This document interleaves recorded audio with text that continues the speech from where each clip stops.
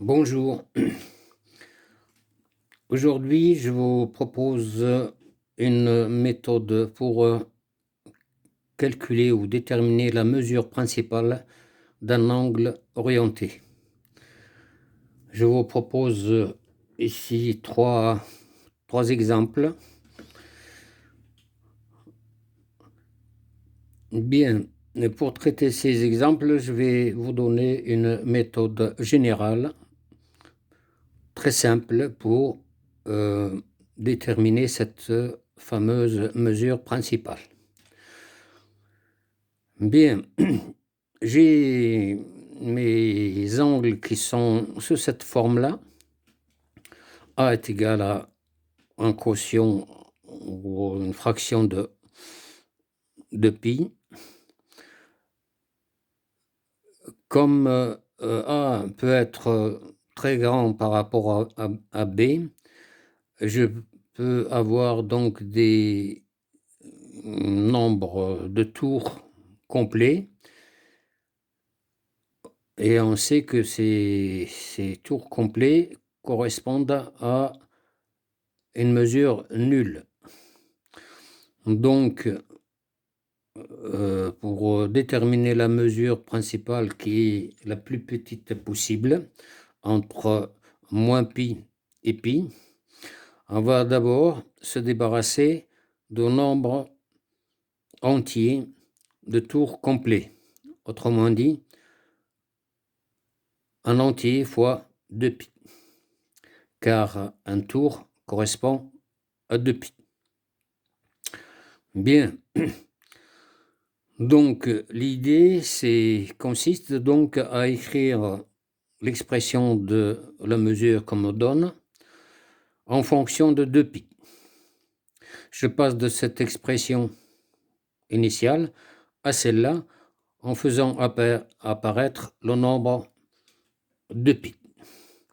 Donc, j'ai multiplié pi par 2, et pour garder la même valeur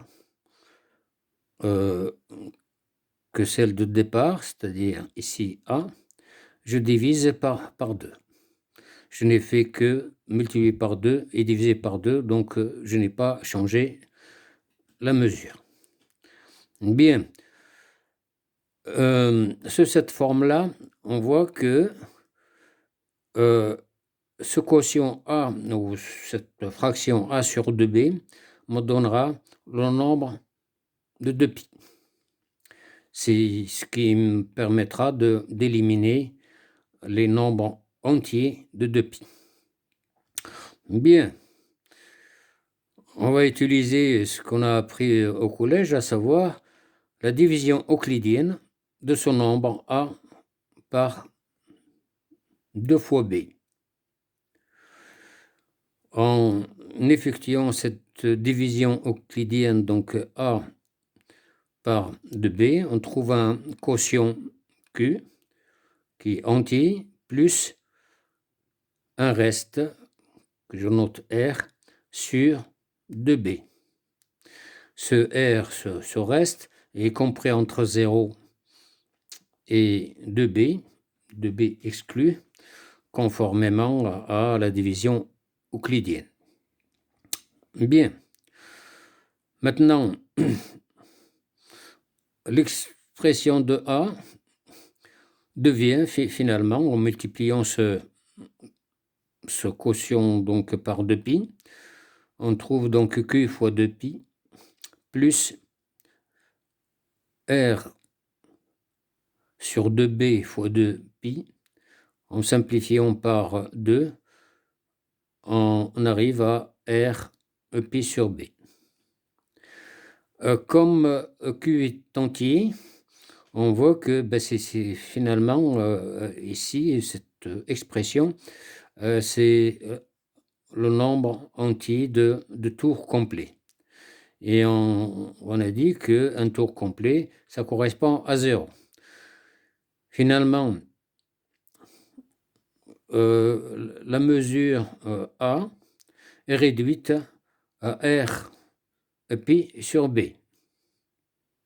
vu que Q fois 2pi ça correspond à 0.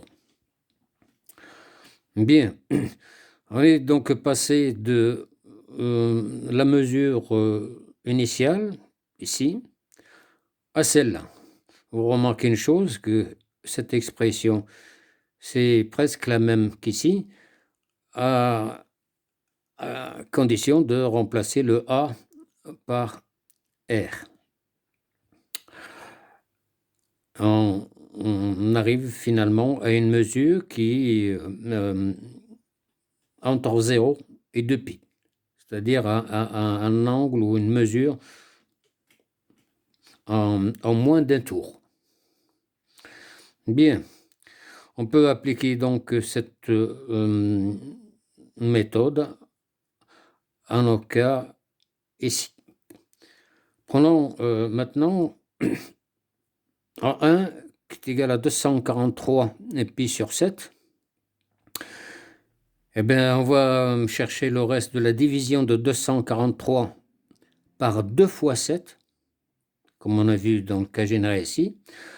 On déterminera ce petit r, ici, cette division euclidienne par 2b, et on réduira cette mesure-là à celle-là. Voilà. Voilà, donc application de cette méthode générale. On a donc A1 qui est cette expression. On va la réduire et on a dit qu'on va chercher le reste de la division euclidienne de 243 par 2 fois 7, c'est-à-dire par 14, et ça nous donne un reste qui est égal à 5. Et on a vu dans le cas général que A1 est réduite à R sur B fois pi. R, on vient de le déterminer, c'est 5. Le B, c'est 7, comme on le voit ici. Et donc, A1 est réduit à 5 pi sur 7. Si on place cette mesure sur un cercle, ben ça correspond finalement à cette mesure qu'on a ici.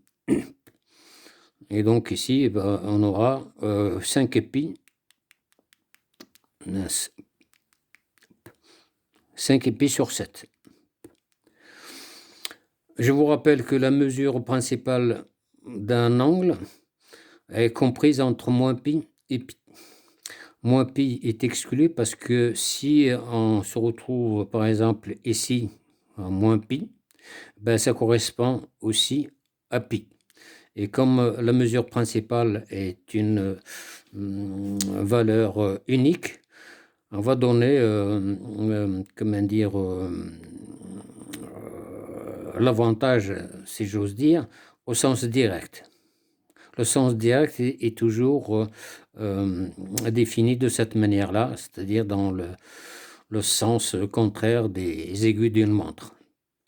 Là, on est bien à 5 pi sur 7, qui est une valeur qui est comprise entre moins pi et pi. Donc, je conclus que la mesure principale de A1, c'est 5 pi sur 7. Voilà. Bien. J'en profite de cette occasion pour traiter le cas de A3. Quand j'ai un signe moins, eh bien, je vois que la mesure principale de A3 n'est autre que le moins, ça veut dire l'opposé. Donc, je vais écrire comme mesure principale de A1 qui est égale à moins la mesure principale de 243 pi sur 7. je calcule, et là vous voyez que je reviens à notre cas général où on a travaillé avec des entiers positifs et on applique la même méthode que tout à l'heure. On détermine la mesure principale de cette mesure-là et une fois qu'on a trouvé cette mesure, on prend son opposé. La mesure principale de cet angle 243 pi sur 7, bon, c'est ce qu'on vient de faire ici. Hein, on a cherché le reste de la division euclidienne de 243 par 2 fois 7. On a trouvé 5. Et finalement, cet angle est réduit à 5 pi sur 7. Et on a déduit que la mesure principale de cet angle-là n'est autre que 7 pi sur 5. 5 pi sur 7. Et donc, ça me donnera ici une mesure principale qui est égale à moins 5 pi sur 7. Bien. Voilà, comme ça, on aura traité ce cas et ce cas. Bon. Passons maintenant, on reste donc à A2. Pour le cas de A2, on va faire pareil.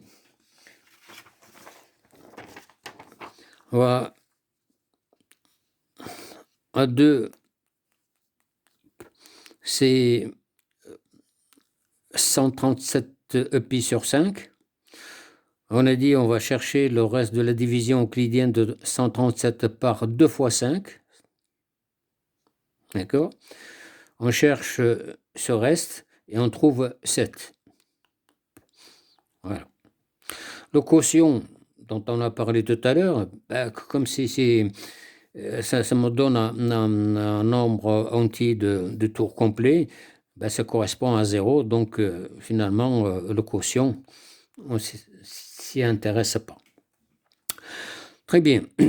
Bon, maintenant, A2, je vois qu'elle est réduite à ce qu'on a vu dans le cas général, à savoir ce reste sur B fois pi.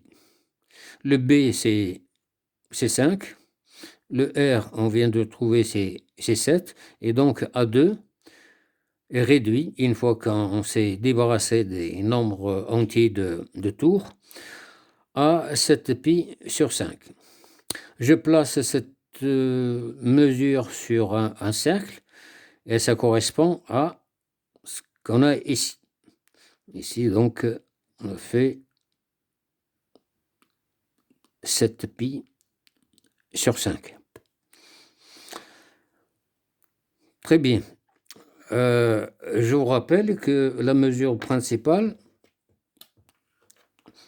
d'un angle est comprise entre... mesure principale est comprise entre moins pi et pi. Et on voit que 7 pi sur 5 est supérieur à pi. Donc, ça ne peut pas être une mesure principale. Sur cette figure-là, on voit que finalement, la mesure principale, c'est ce complément qu'on a ici, complément à 2 pi. Bien, trouver la valeur de cette mesure-là, on fait cet angle-là, c'est-à-dire 7 pi sur 5 moins 2 pi. Et qui nous donne finalement moins 3 pi sur 5.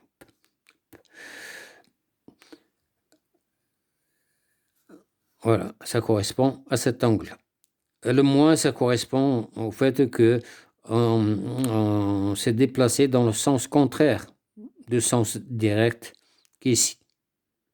C'est pour ça qu'on trouve une valeur négative.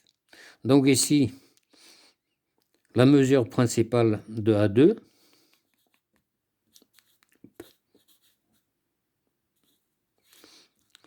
ben c'est moins 3pi sur 5.